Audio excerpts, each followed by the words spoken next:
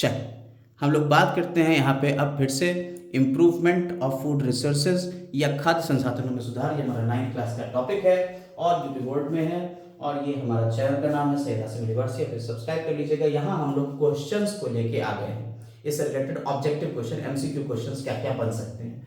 तो आइए इसके ऊपर जल्दी से चर्चा कर लेते हैं। निम्नलिखित में कौन सी मछली जल की सतह से भोजन प्राप्त करती है?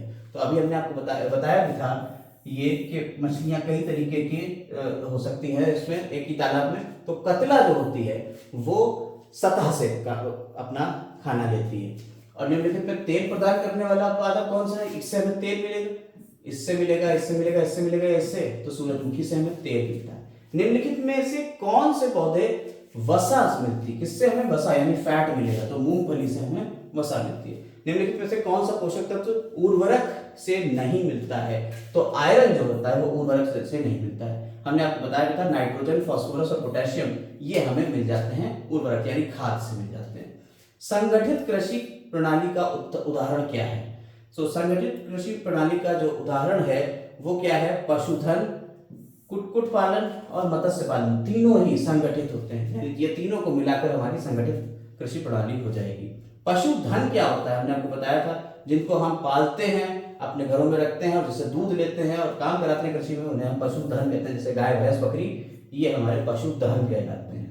आते हैं अगले क्वेश्चन के ऊपर। अगला क्वेश्चन है नाइट्रोजन पोटेशियम है। नाइट्रोजन और पोटेशियम क्या है? हमने आपको बताया था कि पौधे अपना जो न्यूट्रिएंट्स हैं, पोषक तत्व हैं, वो जमीन से लेंगे, वो हवा से लेंगे और पानी से लेंगे। और जब जमीन से लेंगे तो वृहद पोषक तत्व होते हैं और सूक्ष्म पोषक तत्व होते हैं। वृहद पोषक तत्व जिनको अधिक मात्रा में लेंगे और सूक्ष्म पोषक तत्व होते हैं जिनको कम मात्रा में लिया जाता है। यहाँ पे आ रहा है नाइट्रोजन और पोटेशियम, वो होते हैं वृहद पोषक तत्व। कंपोस्ट क्या होता है? हमने आपको बताया था कंपोस्ट और वर्मी कंपोस्ट, यानी कि आपके जो खेती और जो कचरा है कृषि का, जैसे आपके फल का कचरा हो गया, फल का जो छिलके हो गए, सब्जी के छिलके हो गए, गोबर हो गया, मूत्र हो गया, इन सबको गड्ढे में डाल देते हैं, कई दिन तक रख देते हैं। 2 महीने बाद जब ये निकलेगा तो ये किस में बदल जाएगा? ये कंपोस्ट में बदल जाएगा। लेकिन अगर उसी में हम केचुआ डाल देंगे तो वो क्या बन जाएगा? वर्मी कंपोस्ट बन जाएगा। तो कंपोस्ट क्या होता है? कंपोस्ट हमारी एक तरीके की खाद ही होती है। कार्बनिक खेती में इसका प्रयोग होता है। किसका प्रयोग? कार्बनिक खेती में। तो जैविक खाद का प्रयोग कार्बनिक खेती में होता है। यह मुर्गी की स्पीशीज है। इसमें से कौन मुर्गी की स्पीशीज है? रेड सिंधी, रोहू, ब्रॉयलर। देखिए ब्रॉयलर जो है वो मुर्गी की है, ठीक है। लेग हॉर्न भी मुर्गी के है, लेकिन ब्रॉयलर स्पीशीज नहीं है। ब्रॉयलर हम उन्हें कहते हैं जिनसे हमें मांस मिलता है। रेड सिंधी ये हमारी गाय की नस्ल हो गई, रोहू मछली की नस्ल हो गई, तो लेग हॉर्न जो है ये मुर्गी की नस्ल है। निम्नलिखित में से कौन कार्बोहाइड्रेट का स्रोत है? इसमें से कौन सा कार्बोहाइड्रेट का स्रोत है? तो चने से आपको कार्बोहाइड्रेट मिल जाएगा, ठीक है। सॉरी, चने कार्बोहाइड्रेट का स्रोत नहीं है। चने से आपको मिल जाएगा क्या?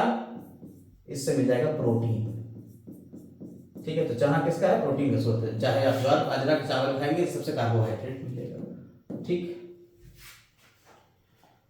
मधुमक्खी की निम्नलिखित जातियों में से कौन सी जाति इटली की है? अभी आप लोगों ने पिछले वीडियो में देखा, स्पीशीज कौन सी है हमारी? एपिस मेलिफेरा, ये इटली की है। ये इंडिका, ये इंडिया की है। एपिस फ्लोरी और एपिस डोर्साटा, ये भी अलग प्रजातियां। निम्नलिखित रोग कारकों में से किसके प्रति कुक्कुट सुग्रह है?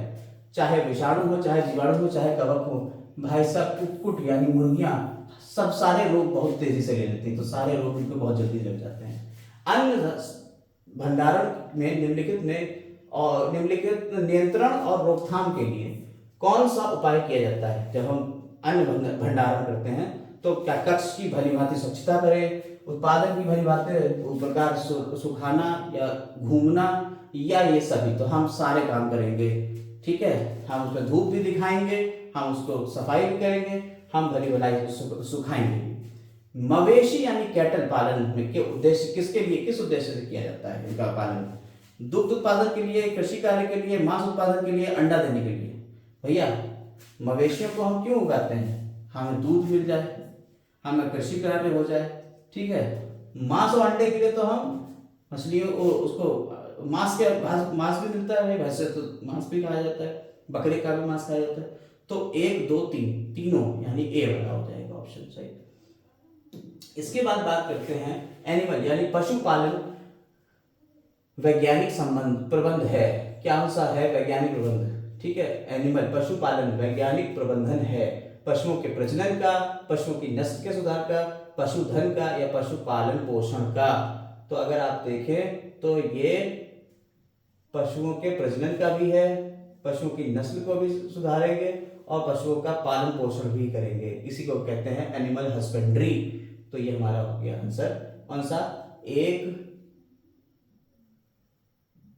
नस्ल के लिए नहीं, पशुधन का, ठीक है। तो 1 3 और 4। श्वेत क्रांति किससे संबंधित, देखिए कई तरह की क्रांतियां हुई। हरित क्रांति हमने बताया, हरित क्रांति किसके लिए हुई थी, अभी हम लोग सब्जी और इन सब की बातें कर रहे हैं, तो फसल के लिए हरित क्रांति हुई। पीली क्रांति क्या होती है, पीली क्रांति ये तेल उत्पादन के लिए होती है पीली क्रांति। ऐसे ही श्वेत क्रांति आती है, ये दुग्ध उत्पादन के लिए होती है। अगर हम नीली क्रांति की बात करें तो नीली क्रांति किसके लिए होती है, ये मछली पालन से संबंधित है, इसमें मछलियों का पालन करा जाता है, तो नीली क्रांति कहलाती है, ठीक है।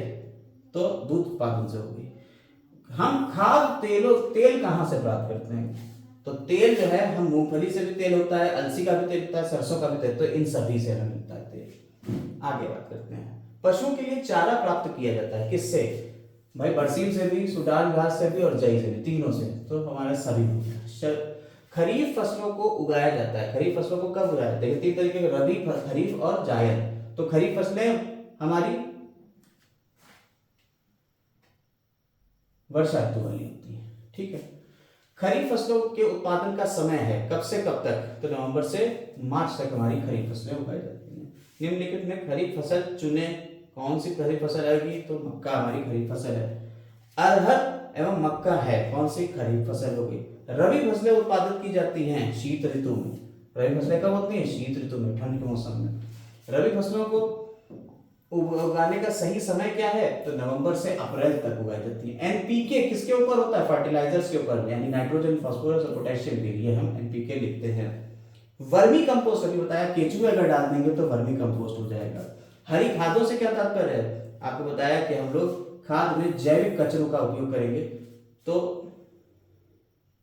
नहीं, जैविक खाद में पेड़ पौधों का उपयोग करा जाए, ठीक है। पेड़ पौधे अगर लगा दिए जाए, कौन सा पेड़ सीधे सीधे लगा दिए जाए, ठीक, तो हो जाएगा।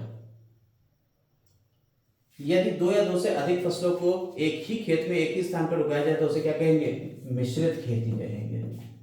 आगे आते हैं, 2 या 2 से अधिक फसलों को एक साथ एक ही निश्चित पैटर्न, अगर पैटर्न में कर देंगे तो ये इंटरक्रॉपिंग हो जाएगी, अंतरा फसलीकरण हो जाएगा।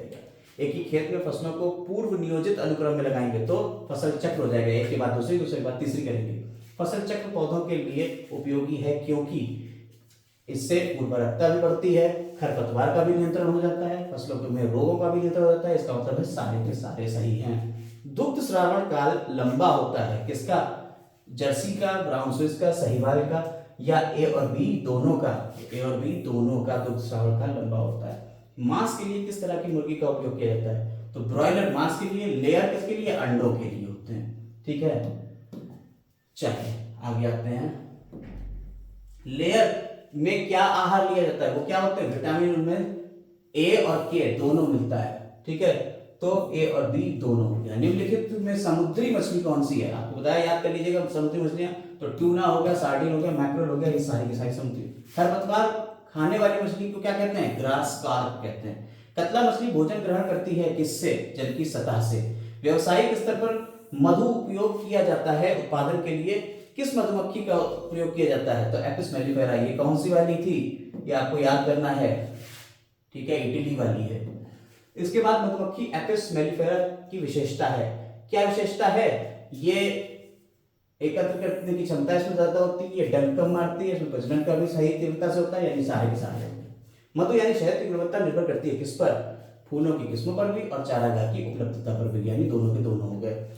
सिल्वर कार्प, ग्रास कार्प और कॉमन कार्प, ये तीनों प्रजातियां कौन सी हैं, किसकी हैं, मछली की हैं, है गाय की विदेशी नस्ल कौन सी है? जर्सी है। गाय की देशी नस्ल कौन सी है? साहिवाल भी है और सिंधी भी है, इन दोनों है। गाय की देशी नस्लों की विशेषता क्या है? ये अत्यधिक दुग्ध उत्पादन करती है या रोग प्रतिरोधक क्षमता? तो दुग्ध उत्पादन विदेशी वाली करती है और रोग प्रतिरोधक क्षमता देसी वाली है। तो यह आंसर बी गया। इस तरह से हम लोगों ने लगभग सारे क्वेश्चंस ऑब्जेक्टिव वाले भी कर लिए। तो उम्मीद करते हैं आपको ऑब्जेक्टिव क्वेश्चन सारे समझ में आ गए होंगे इस चैप्टर से रिलेटेड। आज का टॉपिक यही खत्म करते हैं। Have a nice day.